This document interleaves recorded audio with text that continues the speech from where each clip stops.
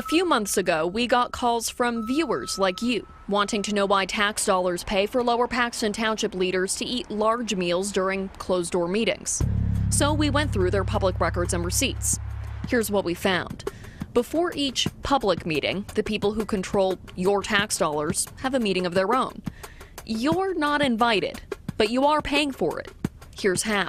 On a typical meeting day, a township employee makes several food stops, usually Costco, Giant, and Central Dauphin Pizza. This employee is in a township car and on township time. Your tax dollars pay for both. Receipts show this is the usual amount of food purchased with the township credit card.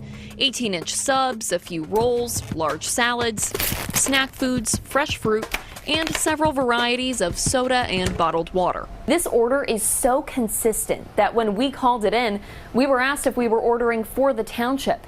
The manager and supervisors eat all this in a closed-off room in the township building. If you divide it all out, each person gets this much. So much that sources say some of the food gets thrown out.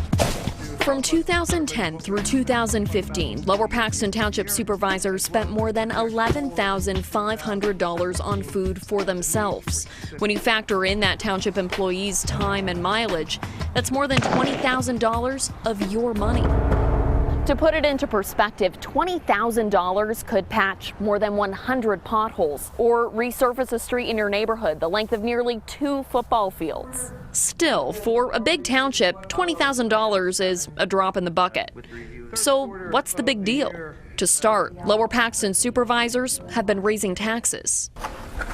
Instead of cutting back on food spending during that time, the supervisors ramped it up by 73% over a 5-year span, all to feed the same amount of people. That led us to wonder what the rest of township spending is like. So we checked the credit card policy, all 2 sentences. Nothing in here says you can't buy alcohol, no requirements for itemized receipts, and no price limits on meals. So it wasn't out of the ordinary when the supervisors spent tax dollars on buffets at the local hibachi grill. Or when a different department dropped $305 and came back with a receipt not showing what was actually purchased. This $384 tab from Mount Hill Tavern is itemized. The township says it was reimbursed for the alcohol, but your tax dollars still paid for lobster and crab cakes. So are you getting your money's worth? Based on the research I conducted, pizza doesn't help you become a better public servant. Government watchdog Eric Epstein lives in Lower Paxton Township. He's worried about where his tax dollars go, but he's more concerned about something else. People are disheartened. They're losing faith in the system because in order for the system to work, it has to function in an open, transparent fashion. Remember, when the supervisors meet to eat, you're not invited. That could be a problem. Where this isn't just a technicality. Attorney Craig Stoudemire focuses on the Sunshine Act, Pennsylvania's law regulating open meetings. The public not only has a right to see the final vote, the public has the right to see the process, the discussion, the deliberation, where a particular commissioner, council person stands, on a particular issue and why they voted the way they did. Meaning when those Lower Paxton leaders are together for their private meals, they cannot discuss township business. A lot of times when those problems happen, it's because they just don't understand the law. However, there are some times when they're intentionally trying to avoid the requirements of the law. We called, left messages, and sent emails to Lower Paxton Township's manager and supervisors. No one responded. So we showed up at a township meeting. Excuse me, Amanda St. Hilaire with ABC 27. I've been trying to reach all of you about tax dollars used to fund the meals that you eat before the meetings. Do you have any response to that? We're trying to get answers for taxpayers. Don't you think they deserve a response to how their money is being used? Do you have any response to the tax dollars that are used? Don't you think taxpayers deserve some kind of response to how their money is being used? We've been trying to get in touch with you. They certainly do. We just had a wonderful report just a few minutes ago when where the tax dollars go. Thank you. Yes, but right now I'm asking you about the meals that the supervisors eat prior to public meetings. Tax dollars pay for those. Do you have any response to that? No response. Do you plan to respond to these questions and give taxpayers information about that money? We will continue to go through records and hold leaders accountable. But activists say the real change will come from you. What aids abuse of government power is non-participation by the community.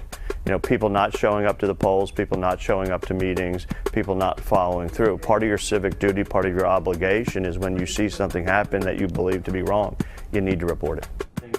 That inspection, it also said that family members were not being informed about falls, that there was a case where there was a resident in a bed without bed linens, and there's also an allegation of verbal abuse with a staff member yelling at a resident during that inspection. So what is your response to this inspection? I'm not comfortable with that. I said I'm not comfortable with that. Well, what is your response I'm not comfortable to that? with the way you ask questions. I want to have a conversation about it and then video. You just started videoing. That's not how this works. We want to Well, that get is your how it's gonna work official, for me. authentic response. We filed a right to know request in January 2015. State police denied. We appealed to the Office of Open Records. Millions of school children are using school buses every day in Pennsylvania, and I think parents have a reasonable interest in knowing whether or not those school buses have passed inspection, what issues they have, that sort of thing. Even so, our appeal was denied. That's because Pennsylvania's right to know law allows agencies to withhold records that are considered non-criminal investigations, including school bus inspections. There's a proposed amendment to make those public, but that could take a while. In the meantime, we found out we weren't completely out of luck. If the state police wanted to, they could make these public tomorrow. So we went back and asked if state police would voluntarily release school bus inspections. At first, the answer was no. We did some research and found states all over the country that make their school bus inspections public. Some, like Indiana, even have databases allowing you to search your child's school bus number and see every inspection that vehicle has ever had. We put all that research together and asked state police once again if they would release the records to the public. This time, the answer was yes. So if Weisinger was at Horning's Hardware, why did the sign-out sheet say he was on township business at the Friendship Center? Sources say that situation happened repeatedly for at least 10 years. If that's true, tens of thousands of your tax dollars could be involved. And some people say, well, it's not that much or it's not that big of a deal, but every snowflake in an avalanche adds up. And this behavior has created an avalanche of taxpayer abuse. When it rains, some of the water that falls on your property gets absorbed into the ground. Some of it hits your rooftop, your driveway. Those are called impervious surfaces. Instead of getting absorbed in the ground, the water goes somewhere else. In this case, down the road to an inlet, that goes into a ditch. The water there eventually makes its way to the Conneaut, which flows into the Susquehanna River. The problem is that stormwater is carrying a whole bunch of stuff that pollutes the water we use for drinking and recreation. It's a major contributor, for example, to that green stuff you sometimes see out on the Susquehanna River. So a federal mandate regulated by the state requires local governments to clean up stormwater. That costs money, a lot of money, your money. And that means every PA municipality is trying to figure out how to pay. Bringing us to Cumberland County, all eyes on Hampton Township, the first in the state to use a stormwater authority to enact a stormwater fee. So that everybody that participates in the problem helps to pay for the solution. Residential properties pay a flat fee. All these little red dots are homes. Non-residential properties pay based on the amount of impervious surface. The money goes towards stormwater projects, like finding ways to keep Trindle Road from flooding so easily. The fee allows Hampton Township to build tax-exempt organizations. If this were a typical day-to-day story, we'd be wrapping up right about now. But our investigation found unpaid bills, arguments over how your money is spent, and a whole lot of public records. We don't know what else to do. PennDOT, the state, got a bill for its impervious roads in the township. Naval support activity, the feds, also got a bill. 1 year later, neither has paid. So it's sort of ironic that the two agencies that gave us the mandate are the only two that haven't figured out a way to pay the township their share. Hampton Township says combined, the state and feds owe more than $400,000. We've been through this many times with the federal and the state government. When they give us a mandate, they really don't care that it's a burden on our businesses and our residents. They say you have to do it. So now we give them a bill. And we said, look guys, our people are having to pay. You have impervious surface in our township. You got to pay too. Township leaders say if they don't get that money, you end up paying, whether it's through higher stormwater fees, taxpayer-funded legal battles, or EPA fines if the township doesn't have enough dough to do the required projects. Build the churches, build the hospitals, build your residents. But we don't want to be there. I don't think that's a good message. PennDOT and the Navy base pay, they're of course using taxpayer dollars as well. Correct. So it sounds like either way, taxpayers foot the bill. That's correct. Taxpayers are paying their way. But Hampton insists holding the government accountable for paying into government requirements is more beneficial for your money down the road. PennDOT and the Navy say it's not that simple. Let's start with PennDOT. We continue to have discussions with the township and are working hard to try to resolve this issue. Public records show PennDOT refusing to pay the fee. The position over time has been that the fee, in our interpretation, appears to be a tax, and our interpretation is that state law exempts PennDOT from having to pay a local tax. The township says it's not a tax. That back and forth has been going on for a while. Keep in mind, this is not just about a bill for one township. If PennDOT pays Hampton, that eventually means paying everyone else. Again, there are complications here, but at this point, we're working amicably, and all the government units are trying to do the right thing, trying to protect the environment while managing all of our assets in a responsible way. PennDOT also has its own requirements to clean up stormwater. So does the Navy.